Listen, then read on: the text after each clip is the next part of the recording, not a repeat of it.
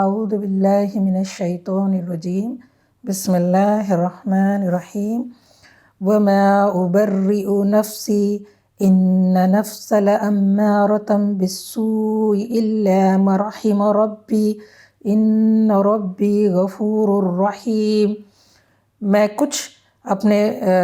نفس کی برات نہیں کر رہا ہوں، نفس تو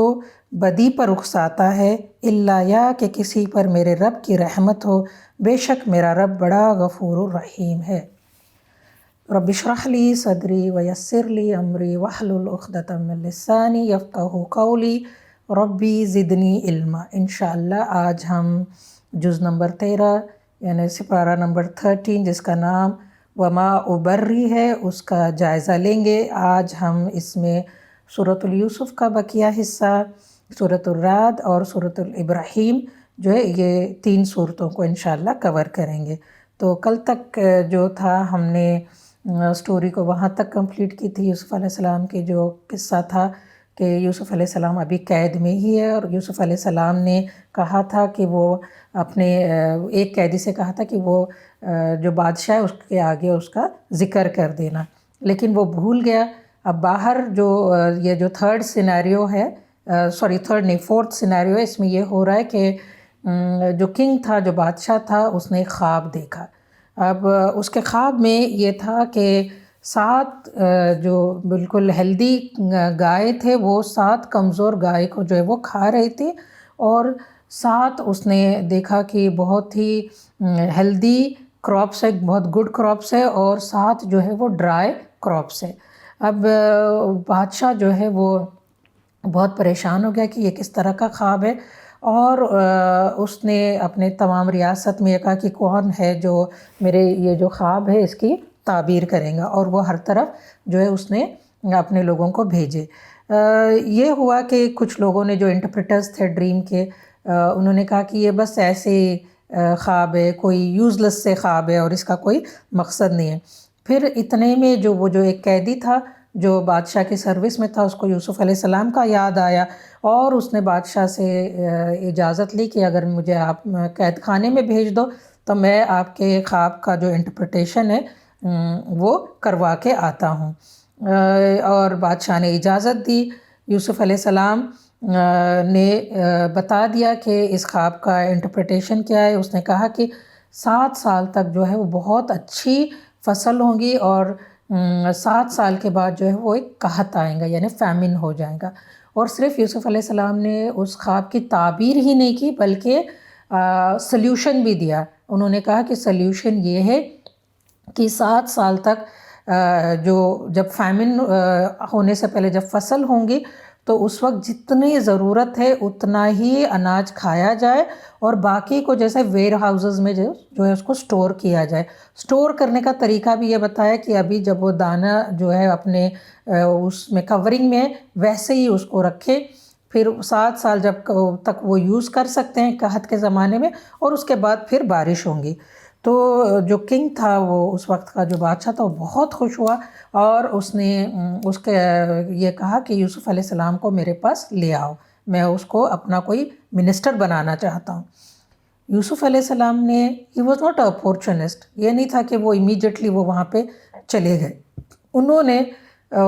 کہا کہ پہلے یہ جو میرا آلریڈی کیس چل رہا ہے، جو مجھ پر جھوٹا الزام لگایا گیا ہے، اس کے بارے میں جب تک کلیئرٹی نہیں ہوں گی، وہ ایلیگیشن کلیئر نہیں ہوں گا، میں نہیں آؤں گا۔ تو پھر وہ جو کنگ تھا اس نے اس ایلیگیشن کو یعنی وہ انویسٹیگیشن کو کھولا، اور وہاں پہ جو ہے وہ یہ بات کلیئر ہو جاتی ہے کہ وہ جو خواتین تھی اس وقت کی، اصل میں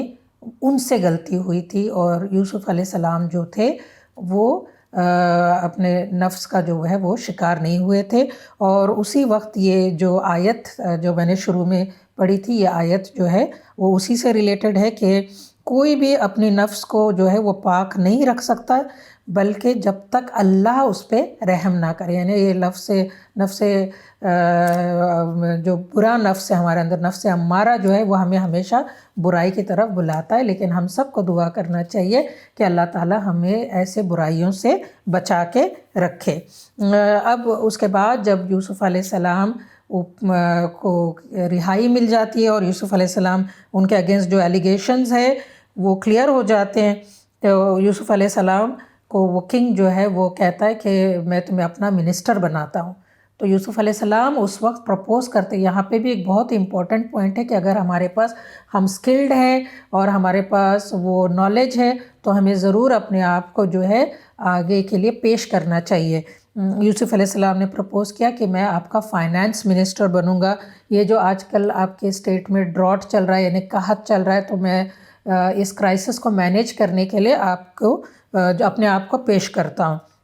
اور اس طرح سے یوسف علیہ السلام کو ایک اونچا مقام ملا اور دھیرے دھیرے جو ہے وہ پھر آگے جو ہے وہاں کے یوسف علیہ السلام حکمران بھی بن گئے تھے. اب یہاں سے جو ہے 5th سینیریو شروع ہوتا ہے. جو 5th سین ہے، اللہ تعالیٰ بتاتے ہیں کہ یوسف کے بھائی مصر آئے اور اس کے ہاں حاضر ہوئے. اس نے انہیں پہچان لیا مگر وہ اس سے نا آشنا تھے. یہ جو قحط تھا یہ ہر طرف پھیل گیا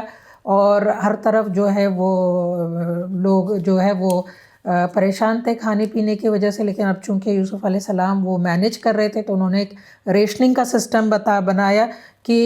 لوگ دور دراز سے آتے تھے اور ان کو ریشن کی طرح مطلب ایک خاص کوانٹٹی ان کو چیزوں کی ملتی تھی. تو اب یہ بھائی بھی جو ہے فلسطین سے وہ یہاں پہ آئے. جیسے بھائیوں کو دیکھا یوسف علیہ السلام نے پہچان لیا، لیکن ان بھائیوں نے نہیں پہچانا. تو یوسف علیہ السلام نے ان بھائیوں کو جو راشن کی ضرورت تھی وہ سب دیا اور ساتھ میں اور بھی مزید جیسے پیسے بھی، چونکہ ان کو پتہ تھا کہ میرے بوڑھے والدین وہاں پہ، میرا بھائی بھی وہاں پہ، تو ان کے حصے کا بھی انہوں نے دے دیا. اور پھر بھائیوں سے یہ پوچھا کہ آپ لوگ تو اتنا زیادہ ریشن لے جا رہے ہو، بلکہ اور ہم تو مطلب جتنے لوگ ہیں اتنوں کو ہی دیں گے. تو بھائیوں نے یہ کہا کہ ہمارے والدین جو ہے وہ بوڑھے اور ایک بھائی ہے تو ہم اس کو بھی نیکسٹ ٹائم جو ہے وہ لے کر کے آئیں گے. تو یوسف علیہ السلام نے ایک اسپیشل کنڈیشن پہ ان کو اجازت دے دی کہ اچھا ٹھیک ہے،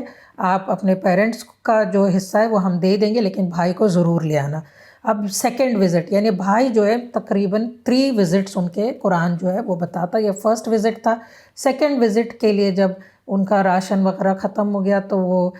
اس وقت اپنے ابا سے یہ کہنے لگے کہ دیکھیں وہ اتنے جنرس ہے جو کنگ ہے اور انہوں نے ہمیں اتنا کچھ دیا تھا، اب لیکن اس دفعہ ہمیں نہیں ملے گا اگر ہم بنیامین کو اپنے ساتھ نہیں لے جاتے. اور پھر یعقوب علیہ السلام آخر میں راضی ہو گئے، لیکن انہوں نے اپنے بچوں کو انسٹرکشنز دی کہ جب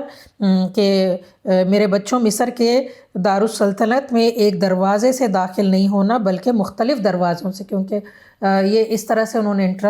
انسٹرکشنز دی. اور اس کے بعد مطلب اپنے سیفٹی کے سٹیپس آپ لے لینا اور اس کے بعد اللہ پہ توکل کرنا. جب یوسف علیہ السلام کے بھائی وہاں پہ آ گئے تو یوسف علیہ السلام نے بنیامین کو اپنی طرف لے گئے اور بنیامین کو یہ سمجھایا کہ میں تمہارا بھائی یوسف ہوں، اور باقی بھائیوں کو ابھی کچھ نہیں بتایا. جب بھائی جو تھے وہ اپنا سامان لے کر کے جانے نکلے تو اس وقت یوسف علیہ السلام نے جو ہے اپنا ایک میجرنگ جگ جو تھا وہ ان کے سامان میں ڈلوا دیا. اب یہ یوسف علیہ السلام نے اپنے پیرنٹس کے لیے ڈلوایا تھا، لیکن یوسف علیہ السلام کا کہ دل میں یہ انٹینشن تھی کہ میرا بھائی کو میں کسی طرح سے جو ہے وہ روک لوں. اب ایک دوسرا میجرنگ جب رائل میجری تھی وہ کہیں سے وہ گم ہو گیا اور ہر طرف اس کا شور پڑ گیا کہ وہ رائل میجرنگ کپ جو ہے وہ گم ہو گیا. اور وہ اس وقت حکم ہوا کہ ہر طرف تلاشی لی جائے، چیکنگز ہو تاکہ پتہ چلے کہ کہاں ہے وہ. اب جب چیکنگ کی جا رہی تھی تو یہ جو دوسرا کپ جو تھا وہ بھائیوں کے جو اس میں سے بنیامین کے بیگ میں سے نکلا. تو یوسف علیہ السلام نے کہا کہ یہ تو آپ لوگ چوری کر کے لے جا رہے ہو. تو اس وقت بھی یہ بھائی جو تھے انہوں نے جس طرح سے یوسف علیہ السلام کو بدنام کیا تھا بنیامین کو بھی بدنام کرتے ہیں، لیکن یہ اللہ تعالیٰ کی حکمت تھی اس بھائی کو روکنے کے لیے۔ اب وہ یہ ہوتا ہے کہ بات چلتی ہے کہ اچھا ان کے شریعت میں کیا قانون ہے، تو شریعت کا قانون یہ ہے کہ جس کے بیگ سے وہ نکلے تو اس کو وہ پیچھے چھوڑ دیں گے، اور اس طرح سے یوسف علیہ السلام جو ہے اپنے بھائی کو پیچھے رکھنے میں کامیاب ہو جاتے، اور بھائی جو ہے وہ پھر چلے جاتے۔ اب تھرڈ وزٹ ہوتا ہے، جب تھرڈ وزٹ میں پھر یہ بہت ہی خستہ حال میں آتے ہیں یوسف علیہ السلام کے پاس، اور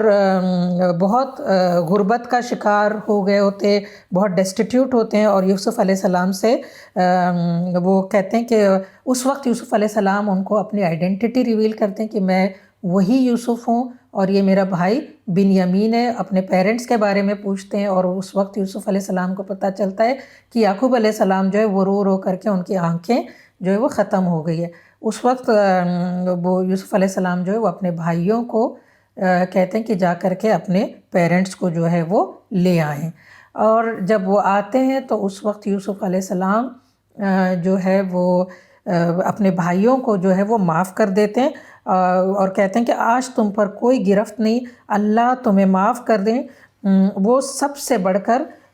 معاف کرنے والا اور کرم فرمانے والا ہے۔ تو یہاں پہ اتنی زیادتیاں کرتے ہیں، اتنے سارے مشکل حالات سے یوسف علیہ السلام گزرتے ہیں، لیکن پھر بھی اس کے باوجود وہ اپنے بھائیوں کو معاف کر دیتے ہیں، اور پھر جب ان کے پیرنٹس آ جاتے ہیں تو یوسف علیہ السلام اپنے تخت پہ اپنے ماں باپ کو بٹھاتے ہیں، اور بھائی جو ہے وہ احترام کے طور پہ as a honour, as a respect جو ہے ان کے آگے سجدہ کرتے ہیں، اور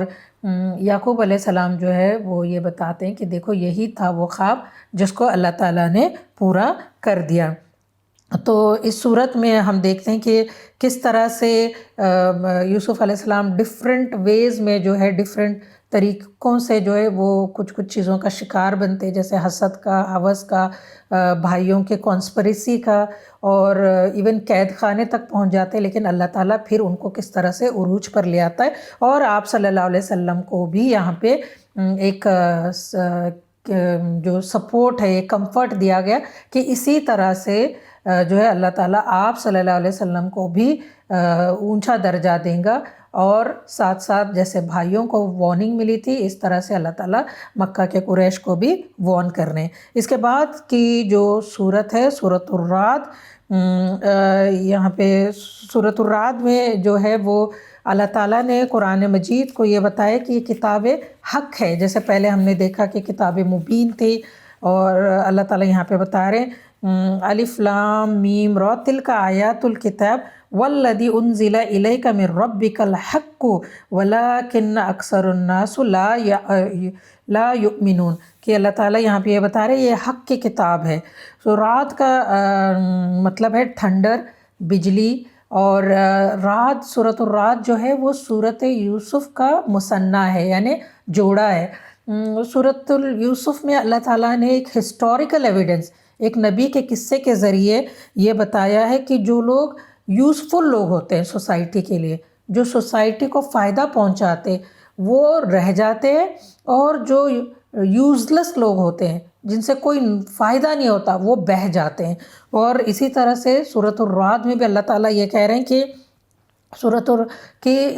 یہاں پہ اللہ تعالیٰ کائنات کے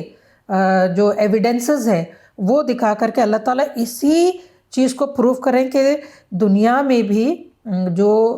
چیزوں کا وزن ہوتا ہے وہ اوپر رہیں گے، اور باقی جو ہے جو یوزلیس لوگ ہیں وہ جھاگ کی شکل میں یہاں سے نکل جائیں گے۔ تو یہاں پہ اللہ تعالیٰ نے بہت سارے یونیورسل ایویڈنسز یعنی آفاقی دلائل پیش کیے۔ اللہ تعالیٰ نے اس صورت میں جو ہے سورج اور چاند کی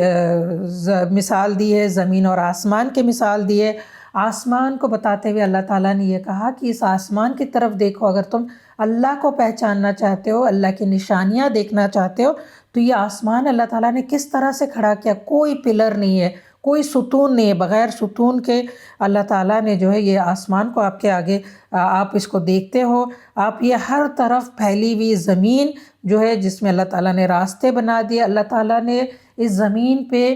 پہاڑوں کو ایز اے میخ یعنی ایز اے نیل جو ہے اس کو پیگز کی طرح یوز کیا ہے تاکہ زمین جو ہے وہ ڈھلک نہ جائے۔ اس کے بعد اللہ تعالیٰ نے یہ بھی بتایا کہ اللہ تعالیٰ نے اتنے بڑے سمندر جو ہے وہ بنا دیے دنیا میں تاکہ لوگ جو ہے اپنی ضرورت کی چیزیں، اپنی ٹریول کے لیے یہ ساری چیزیں جو ہے وہ یوز ہوتی ہے۔ اللہ تعالیٰ نے اس کے بعد اس صورت میں جو آفاقی دلائل ہے اس میں رات اور دن کا ذکر کیا۔ اللہ تعالیٰ نے مختلف جو کھانے پینے کی جو چیزیں ہمارے لیے اناج، فروٹس، ساری چیزوں کا جو انتظام کیا ہے اس سب کے بارے میں اللہ تعالیٰ یہ بتاتے ہیں۔ اور اس صورت میں آخر کی طرف اللہ تعالیٰ یہ بتاتے ہیں کہ جس طرح سے جب کوئی باڑھ آتا ہے یا کوئی سیلاب آتا ہے اس وقت جو وزنی چیزیں جو ہے وہ پیچھے رہ جاتی ہے اور جس کے اندر کوئی وزن نہیں ہوتا وہ جھاگ کی طرح بہہ نکلتا ہے، اسی طرح سے کفر جو ہے، کیونکہ کفر میں کوئی اسٹرینگتھ نہیں ہے اور فیتھ یا ایمان میں اسٹرینگتھ ہے، تو ایمان والے جو ہے وہ ٹک کر کے رہیں گے اور جو کافر ہے وہ جھاگ کی طرح یہاں سے نکل جائیں گے۔ اس کے علاوہ اس صورت میں جو ہے اللہ تعالیٰ نے مومنین کے اندر جو کوالٹیز ہے اس کے بارے میں بتایا ہے کہ سب سے پہلے وہ جو عہد ہے اس کا پاس رکھتے ہیں، وہ لوگوں سے تعلقات رکھتے ہیں، وہ لوگوں سے اپنے تعلق کو ختم نہیں کرتے۔ مومن وہ ہوتا ہے کہ جس کو ہر وقت جو ہے وہ آخرت کے ڈر میں، آخرت کی فکر میں اپنی زندگی بسر کرتا ہے۔ وہ رہتا تو اس دنیا میں لیکن اس کا جو فیوچرسٹک ویو ہے، اس کی فکر جو ہے وہ ہمیشہ یہ ہوتی کہ میری جو نیکسٹ زندگی ہے اس میں میرا کیا بنے گا، کیا میں اللہ تعالیٰ کو راضی کر سکوں گی یا کر سکوں گا، تو یہ والا ایک ایٹیٹیوڈ ہوتا ہے۔ پھر اللہ تعالیٰ اس میں مزید جو مومنانہ صفات ہے اس کے تعلق سے بتاتے ہیں کہ ان کے اندر صبر ہوتا ہے، بہت ریزیلینس ہوتا ہے، پیشنس ہوتا ہے ان کے اندر، وہ نمازوں کو قائم کرنے والے لوگ ہوتے ہیں، یعنی اللہ سے کے ساتھ جو ان کی کمٹمنٹ ہے اس کو پورا کرنے والے لوگ ہوتے ہیں، اور وہ اللہ کے راستے میں مال کو خرچ کرتے ہیں، اور وہ برائیوں کو نیکیوں سے ریپلیس کرتے ہیں۔ بہت ہی عمدہ کوالٹی جو ہے کہ جب وہ کوئی برائی دیکھتے تو صرف وہ اس برائی کو ختم کرنے کے لیے اس کے پیرلل میں جو ہے وہ نیکیاں کرتے ہیں۔ اور اللہ تعالیٰ یہاں پہ ایک بہت امپورٹنٹ بات سورۃ الرعد میں یہ کہہ رہے کہ اللہ تعالیٰ لوگوں کے حالات کو تب تک نہیں بدلتا جب تک وہ خود اپنے نفس کو بدل نہیں لیتے۔ یعنی ہم سب بہت شاؤٹ بھی کرتے ہیں، سلوگنز بھی لگاتے ہیں، کیمپینز بھی رن کرتے ہیں کہ ہمیں چینج چاہیے، وی وانٹ اے چینج۔ اللہ تعالیٰ کہتے ہیں کہ حالات تب تک نہیں بدلتے جب تک انسان اپنے آپ کو بدلنے کے قابل نہیں ہوتا۔ پھر اس میں اللہ تعالیٰ یہ بتاتے ہیں کہ کفار جو تھے وہ ہر طرف سے جو ہے آپ صلی اللہ علیہ وسلم سے مطالبہ کر رہے تھے کہ ہمیں کوئی سائن بتائیں، we want to see science. تو اللہ تعالیٰ یہ بتا رہے ہیں اس صورت میں کہ آپ ہر طرف دیکھ لیں، یہ کائنات کی کتاب آپ کے آگے کھلی ہے، اس میں اللہ تعالیٰ کی بہت سی نشانیاں ہیں، صرف ان لوگوں کے لیے جو اس کو دیکھ سکتے ہیں۔ اور آخر میں اس صورت کے اللہ تعالیٰ نے آپ صلی اللہ علیہ وسلم کو جو ہے یہ میسج دیا ہے، کمفرٹ دیا کہ یہ دین جو ہے یہ غالب ہو کر رہے گا۔ یہ منکرین کہتے ہیں کہ تم خدا کے بھیجے ہوئے نہیں ہو، کہو میرا اور تمہارے درمیان اللہ کی گواہی کافی ہے، اور پھر میرا بھروسہ جو ہے وہ اللہ ہی کی گواہی پر ہے، اور جو کتاب اللہ تعالیٰ نے جو نازل کی وہ کتاب جو ہے وہ ڈومیننٹ و غالب ہو کر ہی رہیں گی۔ اللہ تعالیٰ اپنے نبی کریم صلی اللہ علیہ وسلم کو کفار مکہ کے جو یہ آرگیومنٹس تھے یا جو وہ ایلیگیشنز ریز کر رہے تھے اس کے حساب سے یہ جوابات دیے۔ اس کے بعد ہم دیکھتے ہیں سورۃ الابراہیم۔ سورہ ابراہیم میں جو ہے اللہ تعالیٰ پھر یہ کشمکش والی ہی صورت ہے، اور یہاں پہ جس طرح سے اللہ تعالیٰ نے باقی صورتوں میں یہ بتایا کہ یہ کچھ کتاب مبین ہے، یہ حق کی کتاب ہے، اس کتاب میں اللہ تعالیٰ نے یہ بتایا کہ ہم رسولوں کو ان کی قوم میں اٹھاتے، انسانوں کو ہی رسول بنا کے اٹھاتے، لیکن اس قوم کی لینگویج میں جو ہے رسولوں کو بھیجتے۔ یہاں پہ ہم لوگوں کو بھی بہت ایک سوچنے کا مقام ہے، ہم جس ملک میں رہ رہے ہمیں یہاں کی لینگویج کو ماسٹر کر کے اس لینگویج یعنی لینگویج یعنی صرف ایک زبان نہیں ہوتی، یہاں کے کلچر کے حساب سے، یہاں کے لوگوں کے ذہن کے حساب سے اپنی دعوت کو ان تک، ان کے بیچ لے جانے کی ضرورت ہے۔ تو یہاں پہ اللہ تعالیٰ چونکہ کشمکش والی صورت ہے، تو اللہ تعالیٰ یہاں پہ یہ بتا رہے الف لام را کتاب انزلناہ الیک لتخرج الناس من الظلمات الی النور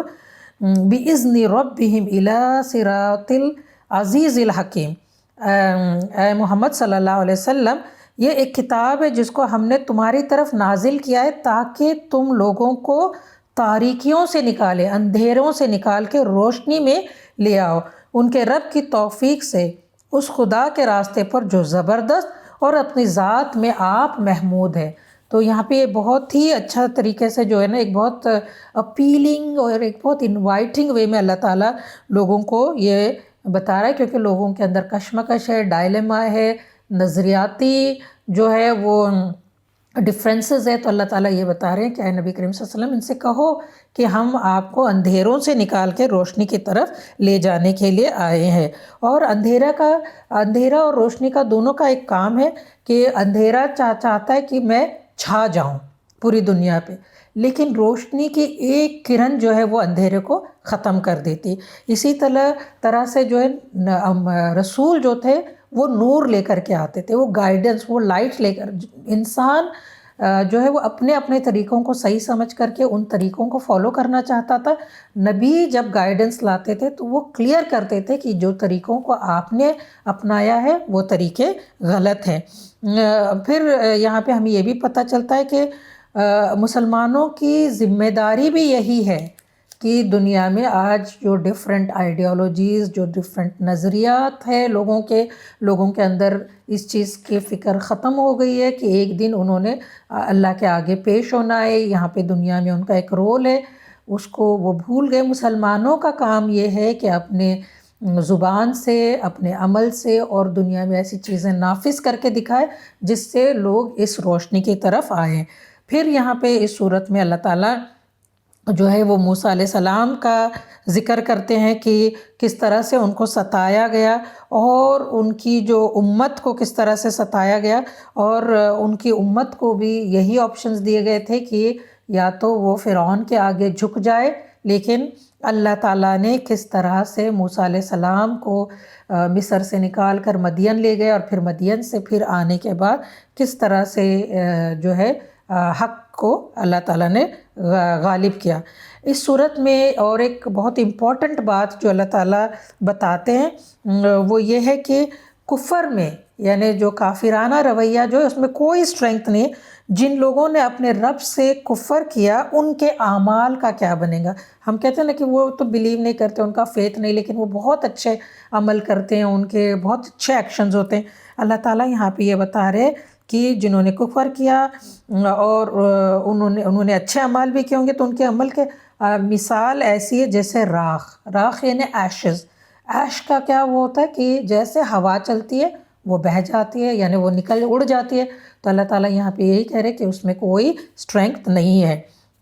لیکن حق میں ویٹ ہے۔ اب کبھی کبھی ہم دیکھتے ہیں کہ دنیا میں ہمیں ایسا لگتا ہے کہ کفر میں ویٹ ہے۔ اللہ تعالیٰ یہ کہہ رہے کفر میں ویٹ تب آتا ہے جب حق اپنے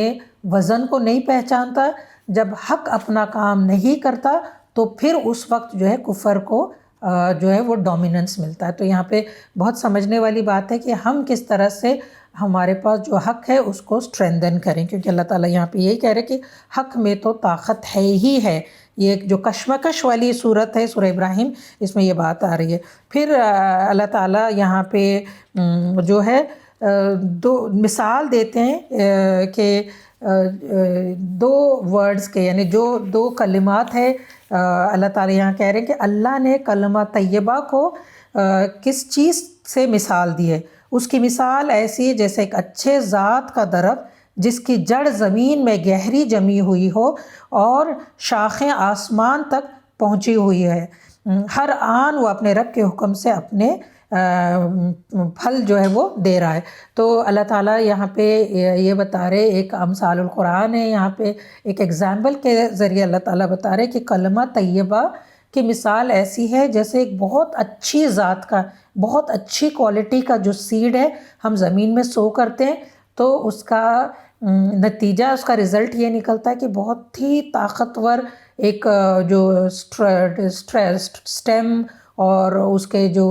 روٹس بھی اس کے اسٹرانگ ہوتے ہیں، اس کا ڈھانچہ بھی اسٹرانگ ہوتا ہے، اور وہ ایسے پھل دیتا ہے کہ ہر سیزن میں اس کا پھل نکلتا ہے. یعنی مومن جس کا ایمان بہت اچھا ہے وہ ہر وقت ہر ایک کے لیے جو ہے وہ بینیفیشل ہوتا ہے. اور اس کے برعکس جو ہے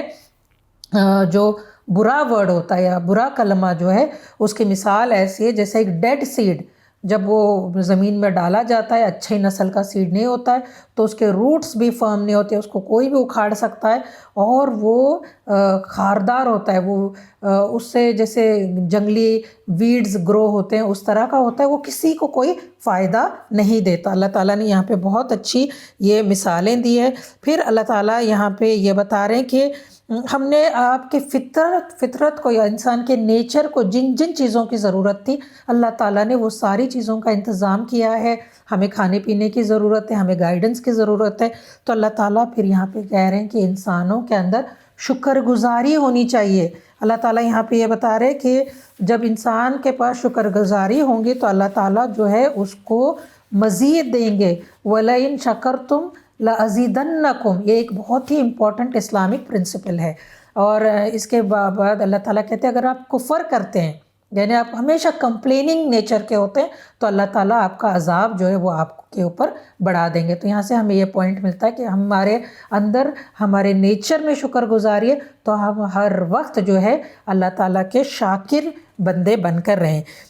اس کے بعد میں اللہ تعالیٰ یہاں پہ حضرت ابراہیم علیہ السلام کی دعاؤں کو مینشن کرتا ہے. ابراہیم علیہ السلام کی دعائیں جو ہے قرآن مجید کا ایک بہت بڑا حصہ جو ہے وہ ابراہیم علیہ السلام کی دعاؤں کا ہے. جب ابراہیم علیہ السلام بی بی ہاجرہ اور اسماعیل علیہ السلام کو مکہ میں سیٹل کر رہے تھے، اس وقت بھی انہوں نے دعا کی تھی، اور کعبہ کو بناتے وقت بھی انہوں نے دعا کی تھی. تو یہاں پہ یہ ہے کہ یاد کرو وقت جب ابراہیم نے دعا کی تھی کہ پروردگار اس شہر کو امن کا شہر بنا دے اور مجھے اور میری اولاد کو بت پرستی سے بچا. یہ ایک دعا یہاں پہ ہمیں ملتی ہے. پھر جو دوسری دعا ابراہیم علیہ السلام کی ملتی ہے وہ یہ ہے، پروردگار میں نے ایک بے آب و گیا وادی میں اپنی اولاد کے ایک حصے کو یہاں پہ میں نے جو ہے وہ سیٹل کرا دیا، یعنی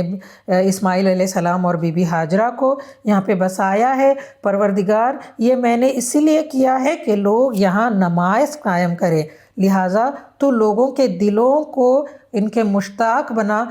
اور انہیں کھانے کو پھل دے، شاید کہ یہ شکر گزار بنے. پھر یہاں پہ ایک دعا اللہ تعالیٰ یہ بھی کہتے ہیں کہ ابراہیم علیہ السلام کی تھی، رب اجعلنی مقیم الصلاۃ ومن ذریتی ربنا وتقبل دعا ربنا اغفر لی ولوالدی وللمؤمنین یوم یقوم الحساب. تو یہاں پہ اللہ تعالیٰ ہمیں سکھا رہے ہیں کہ ابراہیم علیہ السلام نے کس کس طرح کی دعائیں کی تھی، اور اللہ تعالیٰ نے یہاں پہ یہ بھی بتا دیا آخر میں کہ جو غلط کار لوگ ہوں گے ان کا جو کانسیکوینس ہوگا وہ یہ ہے کہ وہ جہنم میں جائیں گے. تو یہاں پہ ہمیں سیکھنے کے لیے بہت ساری چیزیں تھیں. اللہ تعالیٰ ہمیں ہر وقت جو ہے